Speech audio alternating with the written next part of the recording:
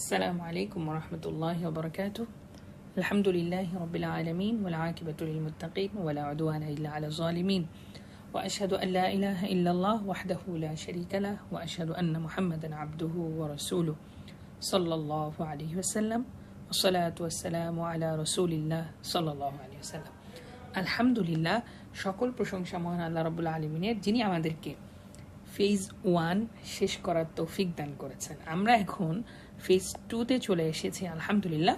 তো ফেজ 2-তে এসেছি মানে আমরা ফেজ 1-এর 5টি হাদিস অলরেডি মুখস্থ করে ফেলেছি আল্লাহ তাআলার রহমতে, এবং আমরা যে আমাদের যাত্রা শুরু করেছি তো 40 হাদিসের ভিতরে 5টা হাদিস আমরা মুখস্থ করে ফেলেছি, মানে 8 ভাগের 1 ভাগ আমরা আলহামদুলিল্লাহ মুখস্থ করে ফেলেছি। এবং আমাদের এখন যে কাজ সেটা হচ্ছে আমাদের এই ধারাবাহিকতা ধরে রাখা, ইস্তেকামাত থাকা। অনেক সময় দেখা যায় আমরা কাজ শুরু করছি কিন্তু ওটা ধরে রাখতে পারছি না, মাঝপথ থেকে আমরা ছিটকে পড়ে যাচ্ছি। এটা কিন্তু কিছুটা ক্ষতিকর আমাদের জন্য। তো এই জন্য আমাদেরকে সবসময় ইস্তেকামাত থাকতে হবে যে না, যেহেতু এটা শুরু করেছি আমি এটা অবশ্যই শেষ করবো ইনশাআল্লাহ। যেহেতু আমি দৌড় শুরু করেছি, পিছিয়ে ফিরে যাওয়ার আমার আর কোনো সুযোগ নেই, আমাকে সামনে যেতে হবে এবং আমাদের যে গোল 40টা হাদিস হিফজ করা সেটা আমাকে করতেই হবে ইনশাআল্লাহ। আল্লাহ সুবহানাহু ওয়া তাআলা আমাদেরকে তৌফিক দান করুন। আবারও আমরা সেই বরাবরের মতো প্রথম যে আমাদের ফায়দার জন্য যে হাদিসটি সেটা আমরা বলতে চাই, মান হাফিযা আলা উম্মতি 40 হাদিসা মিন আমরি দীনিহা বাআসাহুল্লাহু ফাকিহান আলিমান ইয়াউমাল কিয়ামাহ। যে ব্যক্তি আমার উম্মতের কল্যাণের উদ্দেশ্যে দ্বীনের বিষয়ে 40টা হাদিস মুখস্থ করবে, আল্লাহ তাআলা তাকে কিয়ামতের দিন ফকিহ ও আলেমদের দলভুক্ত করে পুনরুত্থিত করবেন, তাদের ন্যায় মর্যাদা দান করবেন ইনশাআল্লাহ। তো আমরা আজকের হাদিসটা দেখি, একদম ছোট্ট একটি হাদিস, এবং এই হাদিসটি আমরা বাস্তব জীবনে অনেক বেশি ব্যবহার করি। হাদিসটি যদি একবার আমরা পাঠ করি, আন আবি হুরায়রা রাদিয়াল্লাহু আনহু আন্না রাসূলুল্লাহ সাল্লাল্লাহু আলাইহি ওয়াসাল্লাম قال إذا لبستم وإذا توضأتم فابدأوا بأيامنكم। তাহলে আমরা হাদিসটা আরেকবার যদি শুনি, عن أبي هريرة رضي الله عنه أن رسول الله صلى الله عليه وسلم قال إذا لبستم وإذا توضأتم فابدأوا بأيامنكم। তো এই হাদিসটা কি হযরত আবু হুরায়রা রাদিয়াল্লাহু আনহু বর্ণনা করছেন। তাহলে এই ক্ষেত্রে রাবীর নাম কি? আবু হুরায়রা রাদিয়াল্লাহু আনহু। এটা আমরা মনে রাখলাম। এরপরে রাসূল সাল্লাল্লাহু আলাইহি সাল্লাম কি বলেছেন? ক্বালা মানে সে বলেছেন। কে বলেছেন? রাসূল সাল্লাল্লাহু আলাইহি সাল্লাম বলেছেন, ইযা লাবিসতুম ওয়া ইযা তাওয়াদ্দাতুম ফাবদাউ বিআয়ামিনিকুম। একদম সহজ একটি হাদিস। রাসূল সাল্লাল্লাহু আলাইহি সাল্লাম বলেছেন, তোমরা যখন কাপড় পরিধান করবে, তোমরা যখন ওযু করবে, ডান দিক থেকে আরম্ভ করো। তাহলে আমরা এটা একটু মুখস্থ করার চেষ্টা করি ইনশাআল্লাহ। إذا لبستم وإذا توضأتم فابدأوا بأيامنكم। তাহলে এখানে আমরা যদি মনে রাখি যে অর্থগুলো আমরা মনে রাখতে চাই। ইদা লাবিস্তুম, যখন তোমরা পরিধান করো। আমরা যে একটা শব্দ বলি না, লেবাসধারী বা লেবাস, এই যে শব্দগুলো যে আমরা বলি, লেবাস শব্দটা হচ্ছে পোশাক।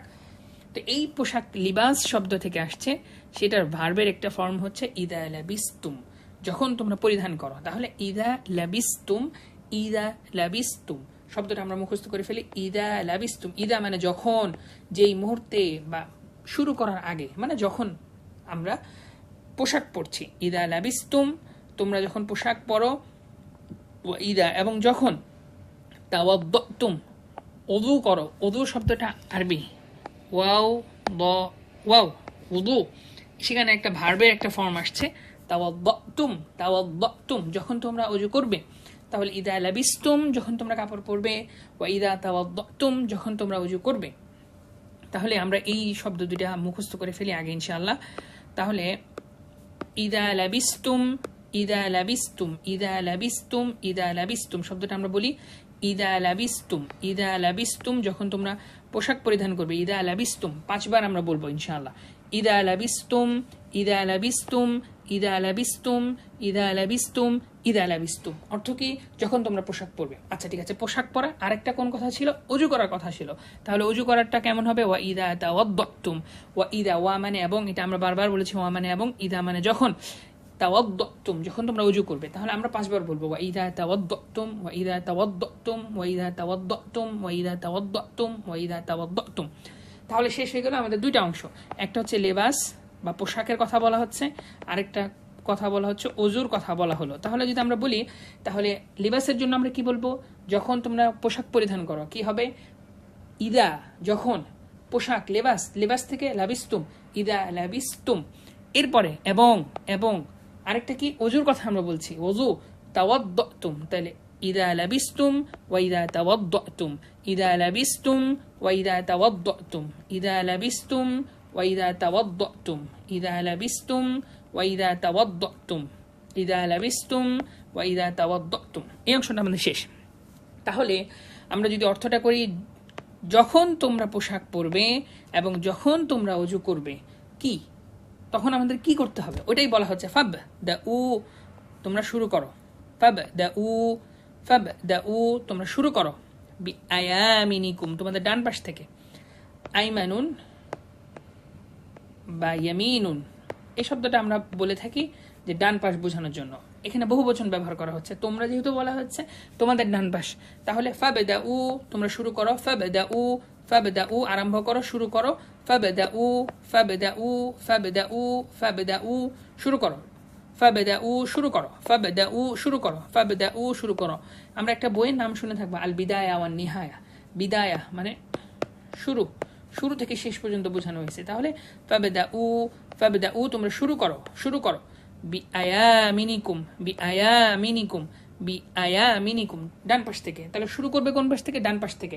ডান পাশের জন্য কি ব্যবহার করা হচ্ছে? আয়ামিনিকুম। তাহলে আমরা 5 বার বলি, ফাবেদা উ বি আয়ামিনিকুম, ফাবেদা উ বি আয়ামিনিকুম, ফাবেদা উ বি আয়ামিনিকুম, ফাবেদা উ বি আয়ামিনিকুম, ফাবেদা উ বি আয়ামিনিকুম, ফাবেদা উ বি আয়ামিনিকুম। তাহলে এই হাদিসটির দুইটা অংশ, অর্থটা যদি আমরা মনে করি, একটা অংশ হলো লেবাস বা পোশাক সংক্রান্ত, আরেকটা অংশ হলো অজু সংক্রান্ত। ইদা লাবিস্তুম, যখন তোমরা পোশাক পরিধান করবে, ও ইদা তাওয়াদ্দাতুম, যখন তোমরা অজু করবে, তখন আমরা কি করব সেই বিষয়টা বলা হচ্ছে পরের অংশটাতে। ফাবেদা উ, শুরু করো। কোন পাশ থেকে শুরু করবে? ডান পাশ থেকে। বি আয়ামিনিকুম, ডান পাশ থেকে শুরু করো। তাহলে আলহামদুলিল্লাহ আমরা পুরো অংশটা পড়ে ফেলেছি। তাহলে চোখ বন্ধ করে একটু মনে করার চেষ্টা করি যে আসলে আমরা কি পড়লাম এতক্ষণ। তাহলে আমরা যদি অর্থটা একটু দেখি, আমাদের এই হাদিস বর্ণনা করেছেন হযরত আবু হুরায়রা রাদিয়াল্লাহু আনহু, এবং ওনার ব্যাপারে যদি আমরা একটা কথা বলে রাখতে চাই, তিনি হলেন সবচেয়ে বেশি সংখ্যক হাদিস বর্ণনা করেছেন। এবং আমরা ওনার জীবনী সম্পর্কে সামনে হয়তো ইনশাআল্লাহ একটু জানার চেষ্টা করব, আজকে না। তো আমরা দেখি, ইদা লাবিস্তুম ওয়া ইদা তাওয়াদ্দাতুম ফাবদাউ বিআয়ামিনিকুম, এই হাদিসটি অর্থ কি? যখন তোমরা পোশাক পরিধান করবে এবং যখন তোমরা ওযু করবে, ডান পাশ থেকে শুরু করবে। তাহলে আমরা বাংলাটা দেখে দেখে আরবিটা মনে করার চেষ্টা করি। ইদা লাবিস্তুম ওয়া ইদা তাওয়াদ্দাতুম ফাবদাউ বিআয়ামিনিকুম। তাহলে মাত্র শব্দ হচ্ছে আমাদের 4টি মাত্র শব্দ। ইদা, এটা মুখস্থ আছেই সবার। তাহলে ইদা লাবিস্তুম, যখন তোমরা পোশাক পরিধান করবে, ওয়া ইদা তাওয়াদ্দাতুম, যখন তোমরা ওযু করবে, কি করবে? ফাবদাউ বিআয়ামিনিকুম, ডান পাশ থেকে শুরু করবে। আশা করি এটা সবার হয়ে গিয়েছে। তো এরপরেও আমি আর 3-4 বার বলবো ইনশাল্লাহ। আমরা মনে মনে একটু মনে করার চেষ্টা করি এবং শুনি এবং দেখি যে আমাদের আসলে ঠিকমতো মুখস্থ হয়েছে কিনা।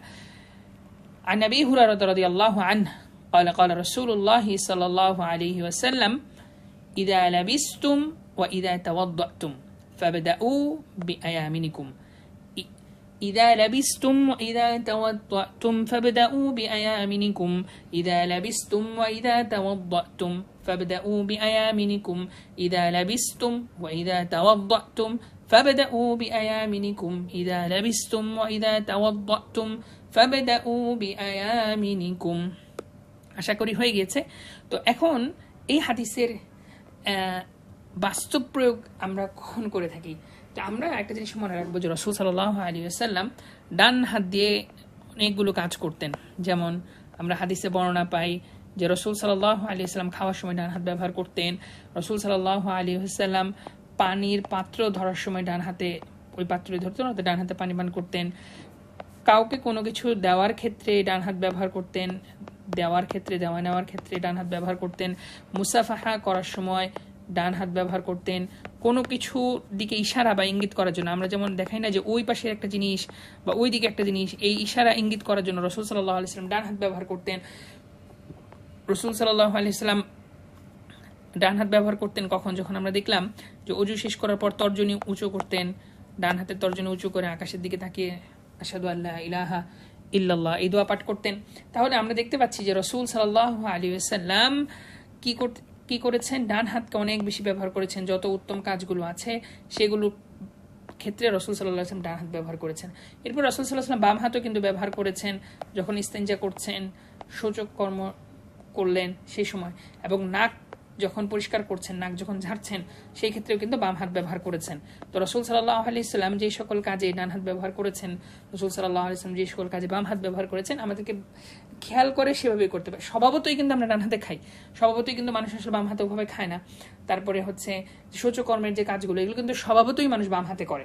কিন্তু এরপরেও যিনি রাসূল সাল্লাল্লাহু আলাইহি ওয়াসাল্লাম ভালোবাসে, যিনি রাসূল সাল্লাল্লাহু আলাইহি ওয়াসাল্লামকে মনে প্রাণে ধারণ করে, সে কিন্তু এটা মনে করবে যে আমি যে আসলে বাম হাত ব্যবহার করছি, আমি যে ডান হাত ব্যবহার করছি, এটা রাসূল সাল্লাল্লাহু আলাইহি ওয়াসাল্লামের মহব্বতের কারণেই করছে। তাকে আমি ভালোবাসি, তার সাথে আমি মিল রাখতে চাই, এই জন্যই আমি করছি। দেখা যাবে যে কাজটা আমাদের স্বভাবগত বিষয়, কিন্তু আমার এই নিয়তের কারণে ইনশাআল্লাহ আমরা এখানে অনেক সওয়াব পাবো। এবং আমরা আশা করি যে দুনিয়াতে যত বেশি রাসূল সাল্লাল্লাহু আলাইহি ওয়াসাল্লামের সাথে মিল রাখার চেষ্টা করবে, তো আখিরাতের ময়দানে আল্লাহ সুবহানাহু ওয়া তাআলা তাকে রাসূল সাল্লাল্লাহু আলাইহি ওয়াসাল্লামের তত নিকটে রাখবেন ইনশাআল্লাহ। আল্লাহ সুবহানাহু ওয়া তাআলা আমাদেরকে কবুল করুন এবং রাসূল সাল্লাল্লাহু আলাইহি ওয়াসাল্লামের কথাগুলোকে আমাদের হৃদয়ে ধারণ করার তৌফিক দান করুন, এবং রাসূল সাল্লাল্লাহু আলাইহি ওয়াসাল্লামের কথা হাদিস যেগুলো, এগুলোকে বাস্তবে রূপান্তরিত করে জান্নাতে উঁচু মর্যাদা হাসিল করার তৌফিক দান করুন। ওয়া আখির দাওয়ানা আলহামদুলিল্লাহি রাব্বিল আলামিন।